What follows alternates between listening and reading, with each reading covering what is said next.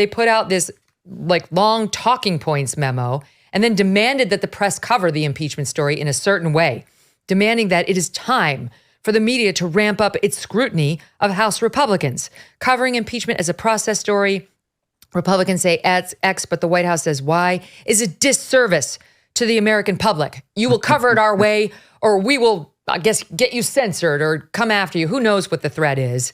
And they put out like a long talking points memo and saying, these are all the things you're going to hear, and all why they're not true. I'll just give you a couple. One, Republican claim, Joe Biden engaged in a bribery scheme with a foreign national. They say that FBI form is only the memorialization of a tip to the FBI. It's not documented proof. And that Bill Barr looked at this very FBI form in which an informant says Joe Biden took a bribe while vice president to help out Burisma, and they both profited. They say Bill Barr, under Trump, the then AG, found this to not be supported by the facts. I think there's more to that story. Yeah, there is, Megyn. A couple of things. First of all, the White House lawyers are very confident there's nothing there. That operates under the assumption that the Biden family has actually been honest with the White House as to what those commercial ties were and what actually went on. They've been very confident for years, repeating the statements that, Joe Biden had no involvement with his son's business. He had no knowledge of his business. He had no interactions with his business partners, all of which ended up being lies. So they may be confident, but I am still not convinced that the Biden family is being completely candid with the Biden White House and perhaps even the lawyers.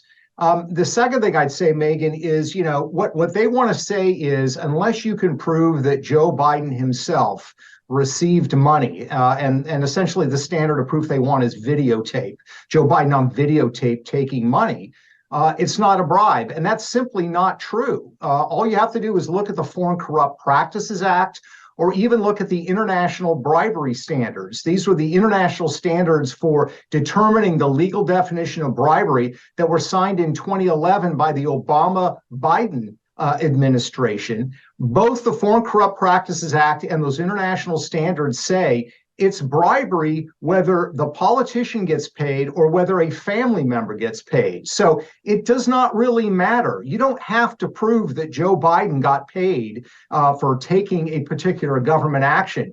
If you can demonstrate, and I think there's already conclusive evidence of this, that the Biden family was paid for certain services to be rendered, and that Joe Biden rendered some of those services, that is, end of story, bribery, every bit as much as if Joe Biden himself took the money. That's very interesting and a very important point. They don't need to show a payment into Joe Biden's bank account. The payment into Hunter's is enough. And we know he got paid by Burisma over many years, or many months at least. The other thing I wanted to mention is Bill Barr said publicly, it is not true that they're now claiming that he closed it, that he found it not to be supported by the facts. What he said to the Federalist in June of 2023 is, quote, "That's not true," what they were claiming then. "It was not closed down. It was sent to Delaware for further investigation." Bill Barr did not look at this and say there's no there.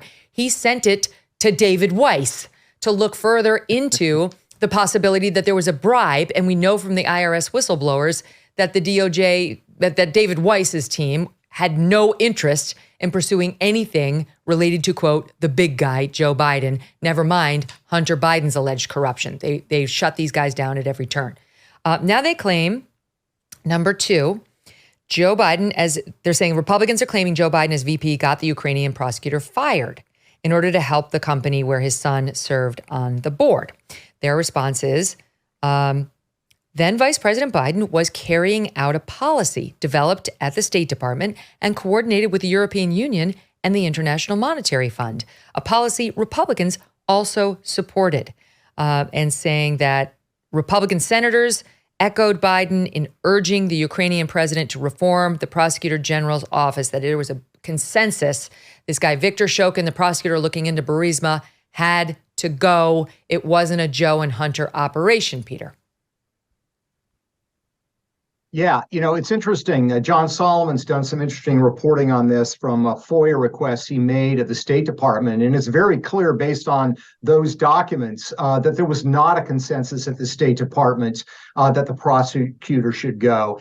And I think it's important, Megyn, also to put into context the chain of events that are crystal clear that I think demonstrate the fact that this needs to be investigated and looked at for further information of a bribery. And I want to run through a couple of points here. April of 2014 is when Hunter Biden gets his deal with Burisma, $1 million a year. November of 2015, he receives an email from one of the Burisma executives saying that there is a lack of progress being made by Hunter Biden and his team.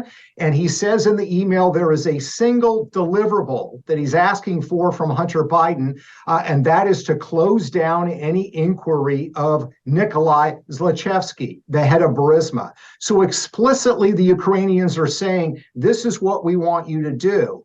Then we know, of course, in December of 2015, based on the testimony of Devon Archer, his business partner, that Hunter Biden and Burisma executives called Joe Biden to discuss having the prosecutor fired. And lo and behold, 3 months later, the prosecutor is fired. And of course, Joe Biden brags publicly that he's the one that did it.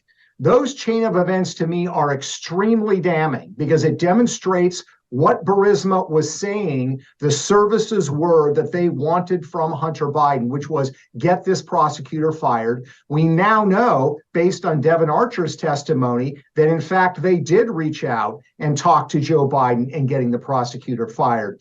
All of that to me is very, very clear-cut evidence that it is warranted to look at this as a bribery investigation. And let's also keep in mind, Megyn, that it's not really a defense to say this is something I would have done anyway. My son got paid, but I would have done this anyway.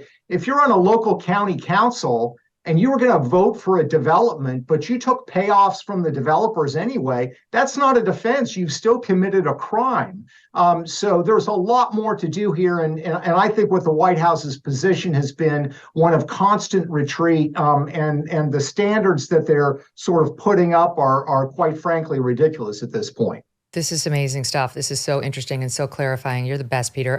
John Solomon's been amazing too. Yes, I've been reading his reports and they're devastating. I mean, they're just devastating. Just to add to what you just said, this is from his timeline.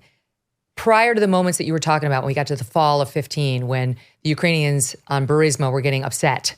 They wanted more bang for their buck from Hunter. So let's go back a little before the fall. Let's go to June of 15, according to John Solomon's reporting. Letter from Victoria Nuland at State. She was the lead on Ukraine. She sent a letter to Shokin, this prosecutor who would get fired, on behalf of then Secretary of State John Kerry, congratulating Victor Shokin, suggesting they were impressed about the job he was doing on corruption reform. This is the guy who would then be fired a few months later. October 15th, now we're in the fall, a task force made up of state, treasury, and justice officials had decided that Ukraine and its new top prosecutor, Victor Shokin, had made enough progress on their anti-corruption reforms for the country to receive the new $1 billion U.S. loan guarantee. But about a month after that, in October 15, now we're moving on to November and December, when Hunter was getting more active, getting Joe, having the meeting set up.